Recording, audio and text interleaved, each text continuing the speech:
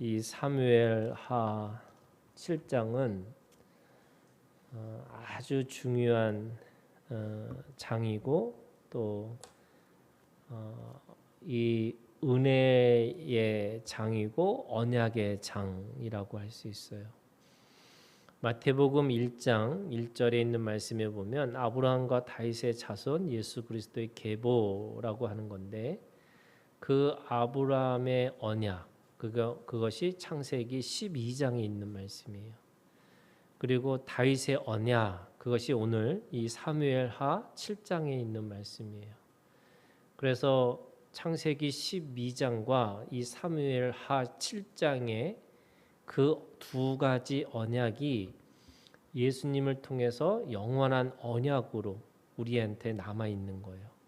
그래서 언약이라는 건 뭐냐면 원래 언약이라는 말 속에는 부부가 결혼식을 할 때 그 식에서 비가 오나 눈이 오나 뭐 아플 때나 건강할 때나 끝까지 사랑하겠습니까? 라고 할 때 신랑과 신부에게 동시에 물어보잖아요. 그런 것처럼 서로 맹세하는 시간인 거예요. 그런데 그 맹세를 하나님이 먼저 하신 거죠. 그게 창세기 12장의 아브라함의 언약이고 그 다음에 오늘 사무엘하 7장의 언약이라고 할 수 있죠. 그런데 그 언약이라는 것이 어떤 거냐면 오늘 말씀해 보면은 이 2절에 이렇게 돼 있어요. 왕이 선지자 나단에게 이르되 볼지어다 나는 백향목 궁에 살거늘 늘 하나님의 귀는 휘장 가운데 있도다. 지금 다윗이 어떤 마음이 있냐면 자기의 궁은 너무나 잘 지었는데 하나님의 집은 없다라고 생각을 하는 거죠. 그냥 텐트 안에 있는 그런 이 휘장 가운데 있는 그런 너무나 초라한 모습이라고 생각을 하는 거죠. 그래서 나단 선지자에게 그걸 이야기합니다. 전에는 이 다윗도 스스로 하나님에게 물어보고 하나님 앞에 들었는데 지금은 선지자가 있는 거예요. 그러니까 이 다윗을 통해서 하나의 왕국이 세워지고 나니까 그 안에 왕과 제사장과 선지자의 직분이 아주 분명하게 뚜렷하게 구별지었다라고 할 수가 있어요. 그래서 선지자 나단에게 물어본 거죠. 그랬더니 3절에 나단이 왕께 아뢰되 여호와께서 왕과 함께 계시니 마음에 있는 모든 것을 행하소서 이렇게 얘기합니다. 그러니까 자기가 이 왕궁을 세운 것처럼 하나님의 집을 짓고 싶다. 그러니까 집을 짓는 것이 가능하냐 그랬더니 나단 선지자가 먼저 마음대로 하시라고 이렇게 얘기를 한 거예요.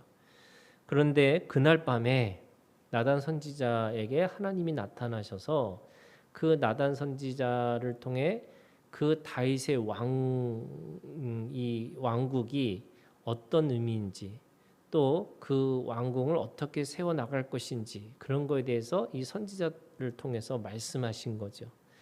그것이 사실은 이 다윗과 하나님 사이의 언약이지만 그거를 나단 선지자를 통해서 말씀하시는 그런 것을 이야기를 하고 있어요.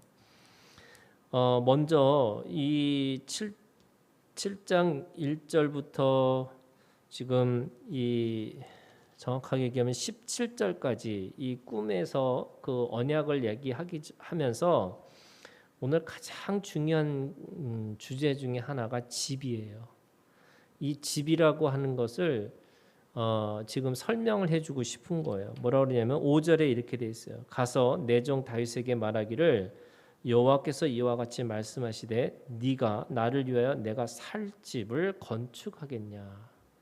하나님이 살 집, 그러니까 그 살 집에 대한 이야기를 오늘 말씀하신다라고 이야기하는 거예요.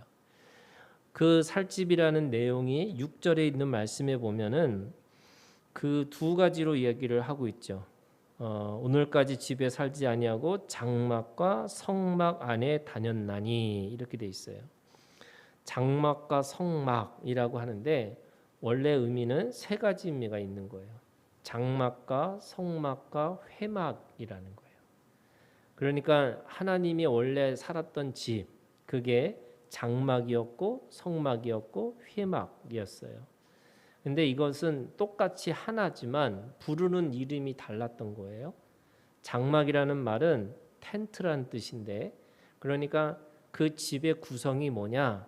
그냥 그것이 그 가죽으로 짓는 그런 천막과 같은 집이 바로 장막이라는 뜻이에요.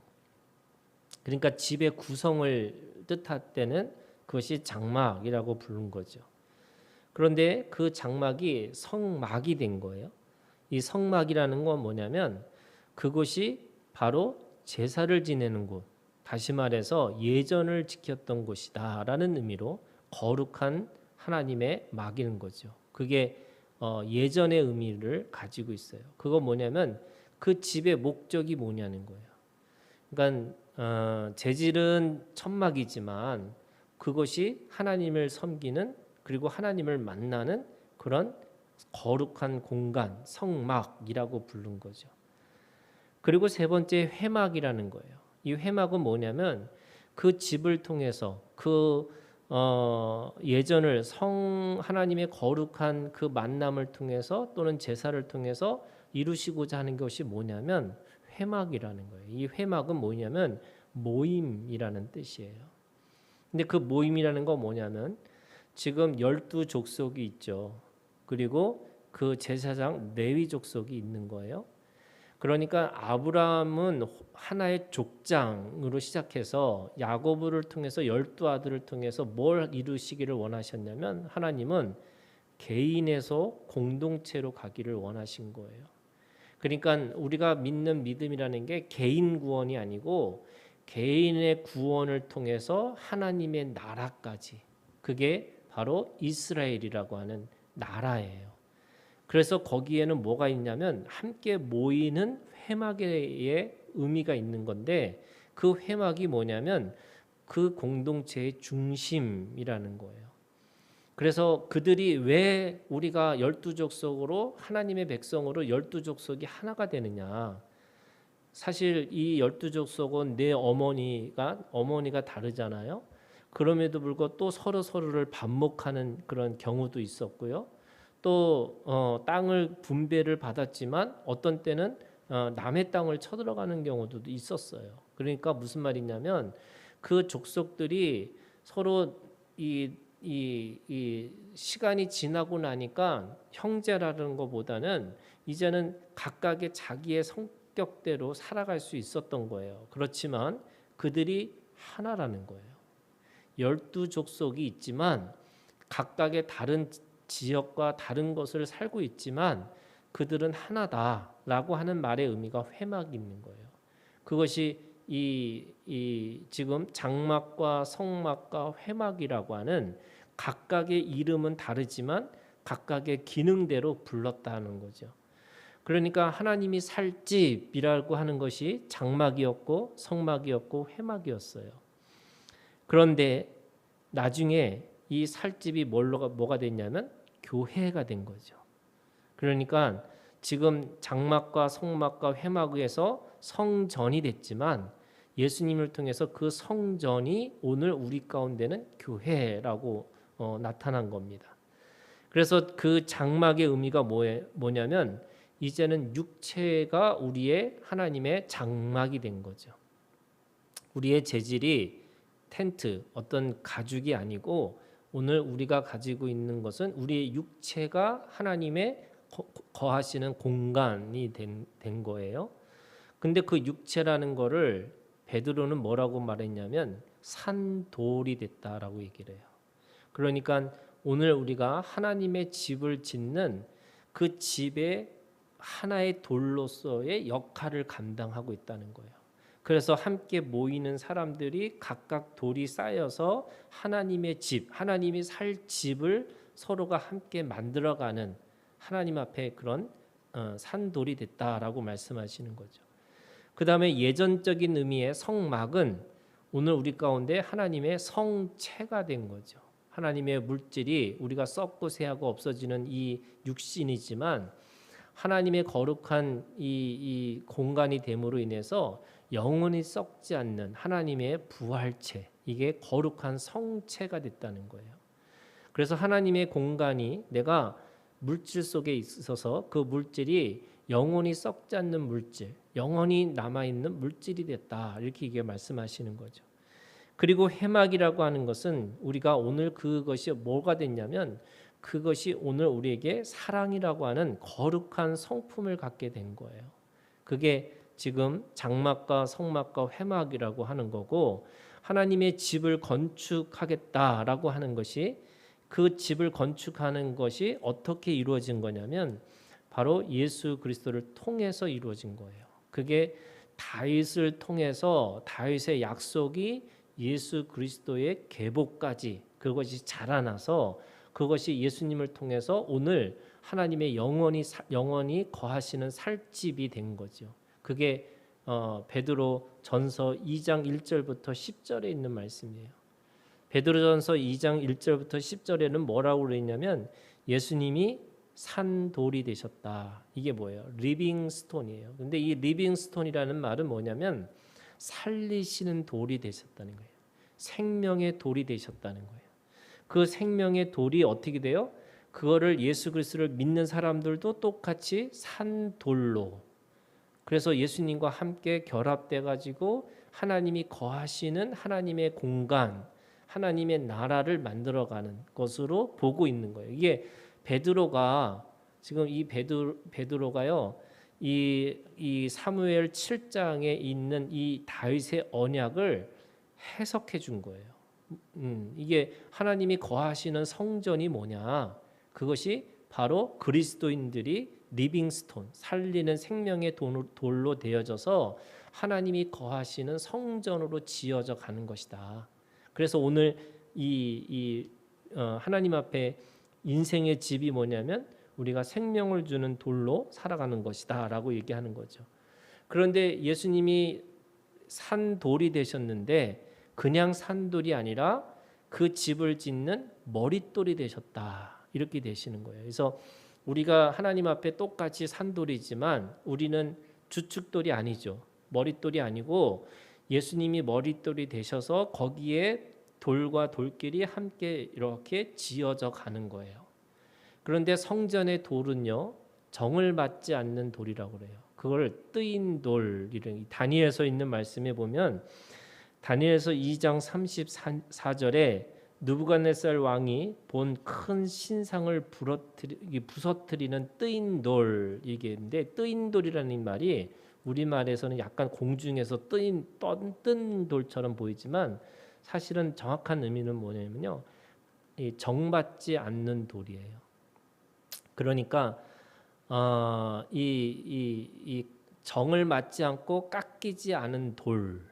근데 그 돌이 뭐냐? 성전을 지을 때 이 성전의 돌은요, 특징이 뭐냐면 정을 맞지 않는 돌이어야 된다는 거예요. 무슨 말이냐면 벽돌처럼 네모나게 그렇게 정확하게 규격을 가지고서 이 돌로 쌓여지는 게 아니고 바람과 물과, 그래서 그 자연의 풍화와 또는 돌과 돌끼리 부딪혀서 다듬어진 돌, 그러니까 정맞지 않는 돌, 인간이 인위적으로 노력해가지고 만들어진 돌이 아니라 그 자연 속에서 깎인 돌, 그거를 오늘 이 사무엘 7장에서는 뭐라고 표현한 거냐면 지금 이렇게 표현하고 있어요. 이 말씀에 보면은 14절에 있는 말씀에 이렇게 돼 있어요. 14절 끝에 보면은 사무엘하 7장 끝에 보면 이렇게 돼 있어요. 내가 사람의 매와 인생의 책찍으로 징계하려니와, 이렇게 돼 있어요. 그러니까 사람의 매와 인생의 책찍, 이게 뭐냐면 사람이 살면서 깎인 돌이에요. 그러니까 뭔가에 의해서 자기가 다듬어서 뭔가 사람들한테 반듯하게 보여진 게 아니고요, 사람에게 치여서 또는 인생이라고 하는 이 굴곡 속에서 매와 책찍을 맞아서 스스로 다듬어진 인격, 이거를 통해서 하나님의 집을 짓는다는 거예요. 그것이 뜨인 돌, 다시 말해서 그 세상의 모든 우상을 파괴하고 부수고 파멸시킬 수 있는 능력이 바로 이 뜨인 돌이라고 하는, 누구에게서 규격으로 만들어진 돌이 아니라 하나님이 주신 자기의 본성과 하나님이 주신 이 자신의 모습 그대로를 가지고 사람에게 어떤 깎이고 인생에 깎이고 그 깎여서 만들어진 그 인품을 가지고 하나님의 것들을 만들어갈 수 있다라고 말씀하시는 거죠. 그런데 베드로전서 2장 8절에 있는 말씀에 보면 믿는 사람에게는 예수님이 산돌이라고 얘기하는데 믿지 않는 사람에게는 그것이 부딪히는 돌과 걸려 넘어지게 하는 바위가 됐다는 거예요. 그러니까 하나님의 집은 돌로 지은 거지만 어떤 사람에게는 그것이 이렇게 넘어지게 하는 돌이 되고 도저히 넘어갈 수 없는 바위와 같다, 이렇게 얘기를 하세요. 그러면 이 부딪히는 돌과 거치는 반석이라고 하는 이거를 뛰어넘지 못하면, 다시 말해서 우리가 하나님 앞에 리빙 스톤이라고 하는 살아있는 돌로 내가 거듭나는 것은 결국에는 내가 가지고 있는 이 부딪히는 돌이라는 게 뭐냐면 자기가 가지고 있는 선지식 또는 선입견, 이것 때문에 주님을 받아들이지 못하는 거와 같은 거거든요. 그래서 예수님을 믿으려고 할 때마다 거기에 넘어지는 거예요. 그 예수님을 믿으려고 할 때마다 거기를 넘어가지 못하는 거예요. 왜냐하면 그 산돌이라는 이 예수의 돌은 모든 사람들이 세상에 나가서 성공하고 내가 그 안에서 유명해지고 내가 뭔가 힘을 가지는 이런 존재가 아니라 연약해지고 또 연약해져서 누군가를 사랑하고 누군가를 섬기는 모습으로 그렇게 살아가는 돌이기 때문에 그런 거죠. 자, 그러면서 오늘 이 언약이 도대체 뭐냐라고 하는 게 7장 14절에 있는 말씀, 그러니까 내용적으로 얘기하면은 13절이 그 내용이에요. 언약이에요. 그 언약은 그는 내 이름을 위하여 집을 건축할 것이요 나는 그의 나라 왕위를 영원히 견고하게 하리라. 네 왕위가 견고하리라. 그러니까 하나님의 다스림, 왕위가 견고하는 그런 언약을 주신 거죠. 자, 그러면 어떤 거가 되는 거냐면요. 아브라함한테는 아들이라고 하는, 그래서 그냥 이 언약은 공짜예요. 뭘 지키면 주는 게 아니고요. 무조건적으로 주는 거예요. 그래서 언약을 다른 말로 얘기하면 은혜와 같은 거예요. 그냥 은혜는 그냥 공짜예요. 그런데 율법은요. 율법은 지키는 거예요. 그래서 그 율법은 지키면 복이고 지키지 않으면 저주예요. 그런데 모세한테 주신 율법이 있잖아요. 그런데 사람들은 모세의 율법이 처음부터 온 거라고 생각하니까 어떻게 믿었냐면 이거 안 지키면 나는 저주받고 이거 지키면 내가 복을 받는 거야라는 거예요. 그거를 지금으로 얘기하면 내가 지키면 구원받는 거고 안 지키면 내가 지옥 가는 거야, 이렇게 생각한 거예요. 그런데 그 모세의 율법은 아브라함이 먼저죠. 그러니까 모세보다 아브라함이 먼저 왔어요. 그 다음에 모세가 나중에 누가 되냐면 다윗으로 자라나는 거잖아요. 그러니까 율법은 아브라함의 은혜와 이 다윗의 은혜 사이에 있는 거예요. 그래서 율법은 어떻게 지키는 거냐면 은혜로 시작해서 은혜로 마칠 것을 생각하고 율법을 지킬 수 있다는 거예요. 만약에 율법으로만 지키려고 하면 율법을 지키면 지킬수록 사람들이 뭐 하느냐면 척하고 탓하고 산다는 거예요. 다 율법을 지키는 척하고, 그래서 자기가 다 이룬 것처럼, 아니면 내가 지키려고 했는데 누구 때문에 못 지켰다고 이렇게 탓을 하고 사는 거예요. 그래서 율법을 그냥 율법으로만 보면 안 되는 거고, 그 율법은 은혜와 은혜 사이에 율법으로 보는 거예요. 그러면 아브라함에게 주신 율법이라는 게 도대체 뭐냐? 그거는 아브라함에게 12장에 뭐라고 그랬냐면 내 이름을 창대케 하고 그다음에 네가 하나님 앞에 복의 근원이 될 것이고, 그리고 네가 믿음의 조상, 그 복의 근원 이렇게 될 것이라고 약속하신 거잖아요. 그러니까 아브라함에게 주신 약속이라는 건 뭐냐면 결국 하나님 나라의 가장 기초 개인의 구원을 얘기하시는 거예요. 그 개인의 구원이 하나님 앞에서 반드시 있을 것이다. 이게 아브라함에게 주신 은혜예요. 그런데 다윗에게 주신 언약은 또 달라요. 그게 뭐냐면 다윗에게 주신 언약은 나라예요. 공동체예요. 그러니까 아브라함으로부터 시작하는 은혜가 하나님의 나라까지의 은혜로 자라나는 거예요. 이 은혜도 자라나는 거예요. 그래서 은혜가 내가 아브라함의 은혜만 있으면 교회를 몰라요. 그러니까 자기는 하나님 앞에 은혜를 받았는데 옆에 있는 사람이 보이지 않는 거예요. 근데 이 다윗의 은혜를 받아야지만 내가 옆에 있는 사람이 보이고 하나님의 나라가 보이고 그리고 교회가 보이기 시작하는 거예요. 안 그러면 이 아브라함의 은혜만 받으면 되는 게 아니에요. 그래서 다윗의 은혜가 이 다윗의 은혜까지 받는 거죠. 그게 13절에 그의 나라의 왕위를 영원히 견고하기라. 나라의 왕이에요. 그러니까 이 아브라함은 자신의 구원을 얘기한다면 다윗에게는 다스리는 이 은혜를 주신 거예요. 그래서 그 아브라함의 은혜에서 다윗의 은혜까지 이렇게 얘기하는 거죠. 그러면 그 다윗에게 주신 은혜가 세 가지로 얘기할 수 있어요. 첫 번째는 8절에 있는 말씀이에요. 우리 8절 다 같이 우리 8절 사무엘하 7장 8절에 있는 말씀을 우리 함께 다 같이 읽어볼게요. 시작.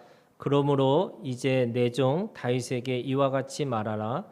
만군의 여호와께서 이와 같이 말씀하시기를 내가 너를 목장 곧 양을 따르는 데에서 데려다가 내 백성 이스라엘의 주권자로 삼고 이렇게 돼 있죠. 그러니까 주권자로 삼는다라는 말이 하나님의 언약이에요.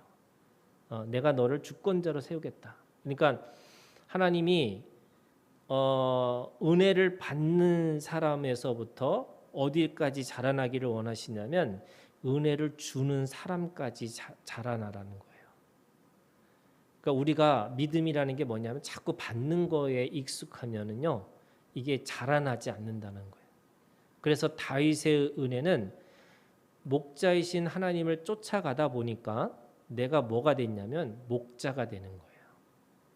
그래서 하나님이 이스라엘의 주권자로 다윗을 세우듯이 나중에 제가 이 7장을 베드로가 해석을 했다 그랬잖아요. 그게 베드로전서 2장 1절부터 10절에 있는 말씀이거든요. 뭐라고 했냐면 너희는 왕 같은 제사장이라고.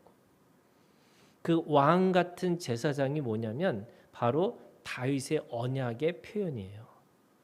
하나님이 우리를 예수를 믿는 사람으로 세웠다는 말이 도대체 뭐냐? 주권자로 세웠다는 게 뭐냐? 네가 왕이고 네가 제사장이라는 거예요. 왕은 뭐 하는 사람이요? 다스리는 자예요. 그런데 성경에서 말하는 다스림은 군림하는 게 아니고요. 섬겨주는 사람이에요.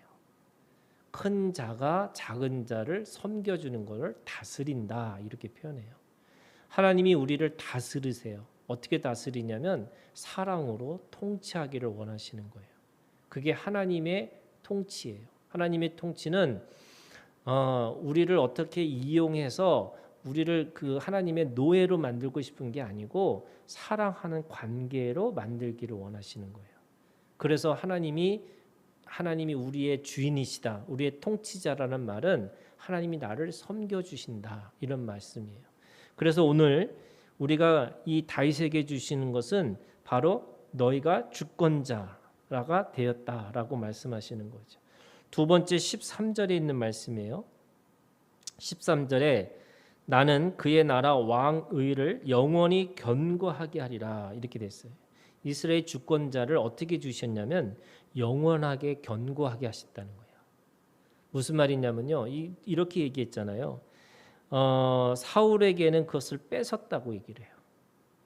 근데 다윗에게는 너는 뺏지 않을 거라고.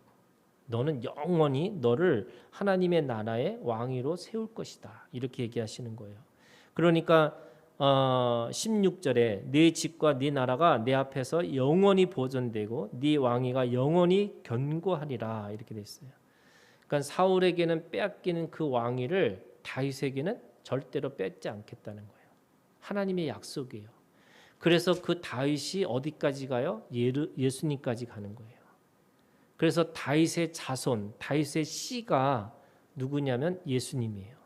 그래서 그 예수님을 통해서 영원한 그 다윗의 약속이 성취되어지는 거예요. 그러면 오늘 그리스도인 나도 하나님 앞에 통치를 받는 나도 영원히 하나님 앞에 통치자가 된다는 거예요. 그게 오늘 우리가 가지고 있는 믿음이에요. 우리가 믿음이라는 게 하나님을 잘 믿고 하나님 앞에 받는 게 아니고요. 그 받은 것을 가지고 다스리는 자, 섬기는 자로 사는 건데 그게 어떤 거냐면 영원한 거예요. 그래서 하나님은 그걸 뺏지 않겠다는 거예요. 영원히 네가 다스리는 자, 하나님의 나라의 그 왕위를 견고하게 하겠다. 세 번째는 14절에 있는 말씀이에요. 14절 나는 그에게 아버지가 되고 그는 내게 아들이 되리니 그가 만일 죄를 범하면 내가 사람의 매와 인생의 책찍으로 징계하려니와. 하나님이 아버지가 되고 이제는 그 아들이 돼서 포기하지 않겠다는 거야. 아버지는 아들을 포기하지 않아요. 부모는 자식을 아무리 못된 자식이라 할지라도 포기하지 않아요. 물론 구약에 있는 말씀에 보면 그 아버지를 끝까지 부모의 마음 그 말을 거역하면 돌로 쳐서 죽이라는 말씀이 있어요.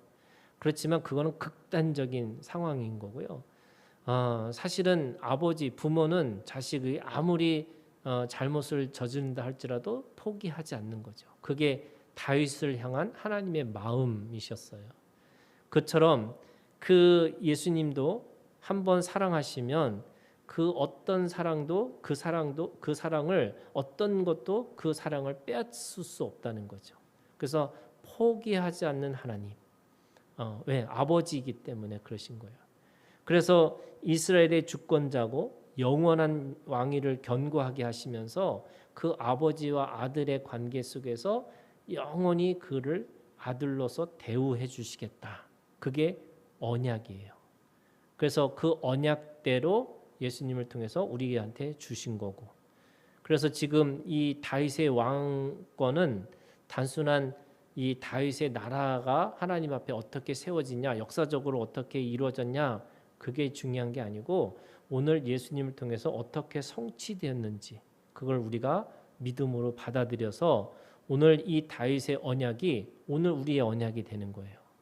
그게 이 베드로전서 2장 1절부터 10절에 있는 말씀인데 한번 볼까요? 베드로전서 우리 한 절만 읽는 거죠. 베드로전서 2장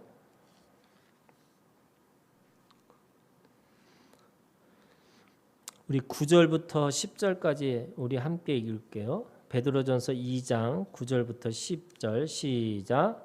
그러나 너희는 택하신 족속이요 왕 같은 제사장들이요 거룩한 나라요 그의 소유가 된 백성이니 이는 너희를 어두운 데서 불러내어 그의 귀한 빛에 들어가게 하신 이의 아름다운 덕을 선포하게 하려 하심이라. 너희가 전에는 백성이 아니더니 이제는 하나님의 백성이요 전에는 국류를 얻지 못하였더니 이제는 국류를 얻은 자니라. 아멘. 이 베드로전서 1장부터 10절은 이 지금 우리의 사무엘하 7장 1절부터 29절의 이 전체의 말씀을 요약한 것과 같은 거예요. 그걸 베드로가 해석을 한 거죠. 그래서 오늘 우리가 주님 안에서 우리가 왕 같은 제사장으로 하나님 앞에 믿음으로 살아가는 우리가 되기를 주님의 이름으로 축원합니다.